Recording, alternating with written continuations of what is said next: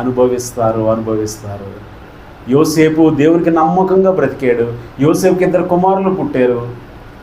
ఆ యోసేపు కుమారులు ఇప్పుడు యోసేపు యొక్క ఆశీర్వాదాన్ని అనుభవించేవారై ఉన్నారు. ఆకాను కూడా పిల్లలు పుట్టారు. ఆకాను శపితమైన దానిని ఆశించాడు.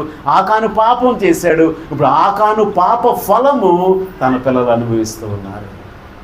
ప్రియ సహోదరుడా, సహోదరి, దేవుడు మనలో ఒక క్రాస్ రోడ్స్ దగ్గర ఉంచాడు. ప్రతి తండ్రి ఒక క్రాస్ రోడ్, ఒక చౌరస్తా దగ్గర ఉంటాడు.